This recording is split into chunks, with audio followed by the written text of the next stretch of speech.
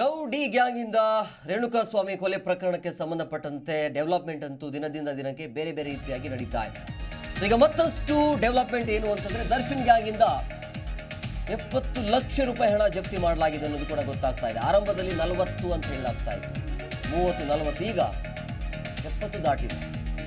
So ಈ ಹಣ ಎಲ್ಲಿಂದ ಸಿಕ್ತು ಅನ್ನೋದ್ರ ಬಗ್ಗೆ ಈಗ ತನಿಖೆ ಆಗಬೇಕು. ಇದರ ಮೂಲ ಏನು ಅನ್ನೋದ್ರ ಬಗ್ಗೆ ಈಗ ಕುತೂಹಲ ಇರುವಂಥದ್ದು. ಹಾಗಾಗಿ ಈ ಹಣವನ್ನು ಜಪ್ತಿ ಮಾಡೋದಕ್ಕೆ ಅಥವಾ ಜಪ್ತಿಯ ಸಂಬಂಧಕ್ಕಾಗಿ ಐಟಿಗೆ ಪೊಲೀಸರು ಪತ್ರವನ್ನು ಬರೆದಿದ್ದಾರೆ. ಹಣದ ಮೂಲದ ಬಗ್ಗೆ ತನಿಖೆಯನ್ನು ನಡೆಸುವಂತೆ ಪೊಲೀಸರು ಪತ್ರವನ್ನು ಬರೆದಿರುವಂಥದ್ದು. ಇದು ಕೂಡ ದರ್ಶನ್ಗೆ ಕಂಟಕ ಅಥವಾ ಸಂಕಷ್ಟ ಎದುರಾಗುವಂಥ ಎಲ್ಲ ಸಾಧ್ಯತೆ ಕಂಡು ಬರ್ತಾ ಇದೆ. ಯಾಕೆಂದರೆ ಇಷ್ಟು ಹಣ ಇದೆಯಲ್ಲ, ಈ ಹಣದ ಎಲ್ಲ ಮೂಲದ ಬಗ್ಗೆ ಲೆಕ್ಕ ಕೊಡಬೇಕು, ಎಲ್ಲಿಂದ ಬಂತು ಅಂತ. ಯಾಕಂದರೆ ಭಾಳಷ್ಟು ಕುತೂಹಲ ಏನು ಅಂತಂದರೆ, ರೇಣುಕಾಸ್ವಾಮಿ ಕೊಲೆ ಪಟ್ಟಿರುವಂಥ ಹಿನ್ನೆಲೆಯಲ್ಲಿ ಬೇರೆಯವರಿಂದ ಇಸ್ಕೊಂಡು ಬಂದಿದ್ದ ಅಥವಾ ಈ ಕೇಸನ್ನು ಮುಚ್ಚಿ ಹಾಕೋದಕ್ಕೆ ಈ ರೀತಿಯ ದುಡ್ಡನ್ನು ಇಟ್ಕೊಂಡಿದ್ರ, ಈ ರೀತಿಯ ಅನುಮಾನಗಳು ಸಹಜ. ಸೊ ಹಾಗಾಗಿ ಈ ದೊಡ್ಡ ಮಟ್ಟದಲ್ಲಿ ಅಮೌಂಟ್ ಸಿಕ್ಕಿರುವಂಥ ಹಿನ್ನೆಲೆಯಲ್ಲಿ ಆ ಬಗ್ಗೆ ತನಿಖೆ ಮಾಡೋದಕ್ಕೆ ಈಗ ಐಟಿಗೆ ಪತ್ರವನ್ನು ಕೂಡ ಬರೆಯಲಾಗಿದೆ. 70 ಲಕ್ಷ ರೂಪಾಯಿ ಹಣವನ್ನು ಕಾಮಾಕ್ಷಿಪಾಳ ಪೊಲೀಸರಿಂದ ಈಗಾಗಲೇ ಸೀಸ್ ಆಗಿದೆ. ದೊಡ್ಡ ಮಟ್ಟದಲ್ಲಿ ನಗದು ಪತ್ತೆ ಆಗಿದ್ದರಿಂದ ಐಟಿಗೆ ಪತ್ರ ಕೂಡ ಬರೆಯಲಾಗಿದೆ. ಶೆಡ್ನಲ್ಲಿ ಕೆಲಸ ಮಾಡುವವರ ಹೇಳಿಕೆಯನ್ನ ದಾಖಲಿಸಿಕೊಂಡಿರುವಂಥದ್ದು ಖಾಕಿ.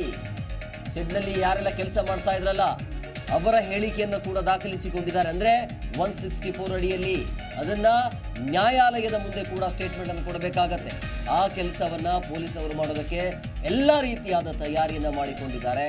ಈ ಪ್ರಕರಣ ಅಂದರೆ ಈ ಕೊಲೆ ಕೇಸ್ಗೆ ಸಂಬಂಧಪಟ್ಟಂತೆ ರೇಣುಕಾಸ್ವಾಮಿ ಯಾವಾಗ ಮರ್ಡರ್ ಕೇಸ್ ಇದೆಯಲ್ಲ, ರೇಣುಕಾಸ್ವಾಮಿಯನ್ನು ಕೊಲೆ ಮಾಡಿರುವಂಥ ಸಂದರ್ಭದಲ್ಲಿ ಈತ 30 ಲಕ್ಷ ರೂಪಾಯಿ ಏನು ಸುಪಾರಿ ಕೊಟ್ಟಿದ್ರು ಅನ್ನೋದು ಕೂಡ ಗೊತ್ತಾಗ್ತಾ ಇರುವಂಥದ್ದು. ಆ ಸುಪಾರಿ ಎಷ್ಟು ಲಕ್ಷಕ್ಕೆ ಕೊಟ್ಟಿದ್ದ, ಯಾರಿಗೆ ಕೊಟ್ಟಿದ್ದ, ಆ 30 ಲಕ್ಷ ರೂಪಾಯಿ ಹಣದ ಮೂಲ ಏನು ಅನ್ನೋದು ಭಾಳ ಯಕ್ಷ ಪ್ರಶ್ನೆ. ಈಗ ಅದರ ಜೊತೆಗೆ ಮನೆಗೆ ಹೋಗಿ ಸ್ಥಳ ಮಜೂರು ಮಾಡುವಂಥ ಸಂದರ್ಭದಲ್ಲಿ, ತನಿಖೆ ಮಾಡುವಂಥ ಸಂದರ್ಭದಲ್ಲಿ ಈಗ 70 ಲಕ್ಷ ರೂಪಾಯಿ ಸಿಕ್ಕಿದೆ.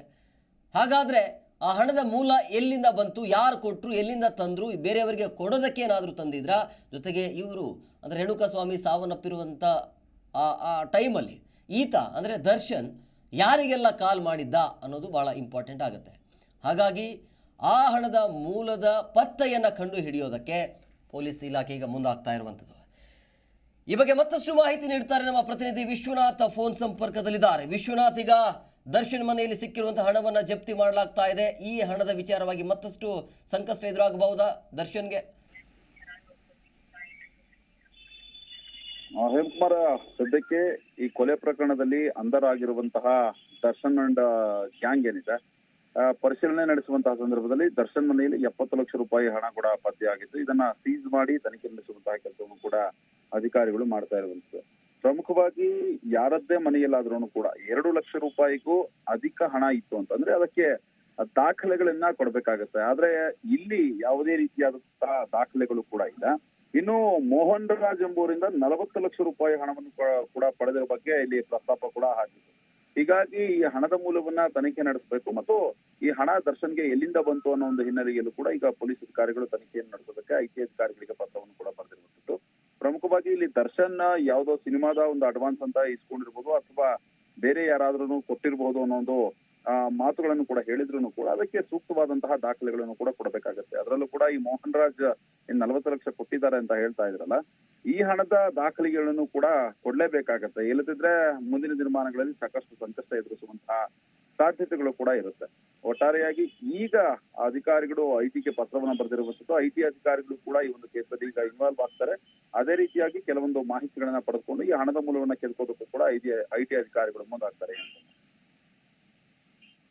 ವಿಶ್ವನಾಥ್, ನಿಮ್ಮೆಲ್ಲ ಡೀಟೇಲ್ಸ್ಗಾಗಿ.